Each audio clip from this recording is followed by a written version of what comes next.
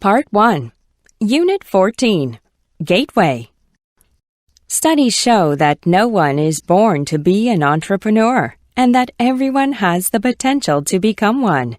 Whether someone does or doesn't is a function of environment, life experiences, and personal choices.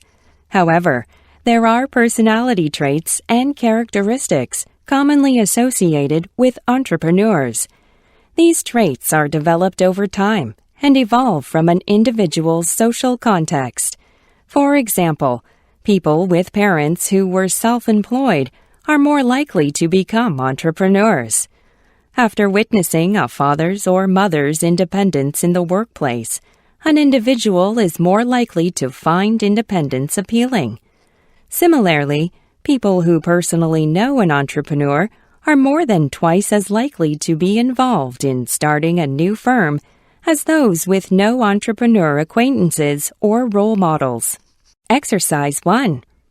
Scientists today are able to accurately date fossils, the rock-bound remains of organisms from past geologic ages.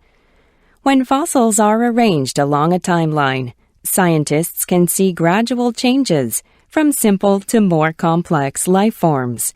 In some cases, evolution through various intermediate forms over millions of years can be detected and compared to the present state of an organism. For example, the earliest known species of horse lived some 60 million years ago and, according to the fossil record, was shorter than 20 inches, 50 centimeters high at the shoulders. Successive rock layers yield fossils of increasingly larger horse species, culminating in the horses of today. As size changed, so did other aspects of the horse's anatomy. Teeth became adapted to eating grass, the bones of the lower leg fused, and multiple toes evolved into a single toe surrounded by a hoof. Exercise 2. Given the range of goals that can influence learning, it is not surprising that different models reflect different types and degrees of goal-based influence. Thagard and Milgram propose a broad distinction between learning, which is explicitly goal-driven, and that which is goal-relevant. Goal-relevant processing is not explicitly directed by the goals of the reasoner, but results in outcomes that are nevertheless useful with respect to those goals. Thus, in goal-relevant processing, the desired learning may occur as a side effect of normal task-related processing. For example, a reasoner may have an implicit orientation to maintain an accurate model of the world around it. Goal-driven learning, in contrast, is driven by explicit learning goals of the reasoner. Those goals influence or even determine the content of what is learned. As the reasoner's goals change, so does the learning that results. Exercise 3. Years ago, at the University of Chicago Medical School, I was fortunate to be selected as favorite professor. This was one of the biggest honors we professors could receive. We all wanted to be recognized by our students. The day it was announced that I had won, everyone acted nicely toward me, as they usually did. But no one said anything to me about the award. I sensed something behind their smiles, something they weren't saying.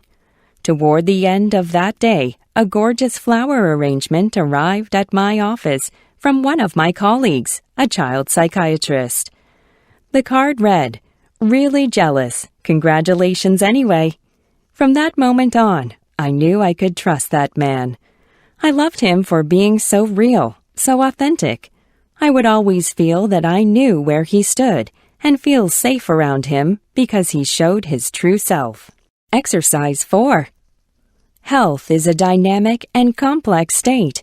It is a product of continuous interactions between an individual's genetic makeup, environmental conditions, and personal experiences. For example, an infant's immediate and long-term health is influenced by his or her mother's personal lifestyle practices during pregnancy, her diet, use or avoidance of alcohol, tobacco, and certain medications, routine prenatal care, and exposure to communicable illnesses or toxic stress. Mothers who fail to maintain a healthy lifestyle during pregnancy are more likely to give birth to infants who were born prematurely, have low birth weight, or experience a range of special challenges. These children also face a significantly greater risk of developing chronic health problems and early death.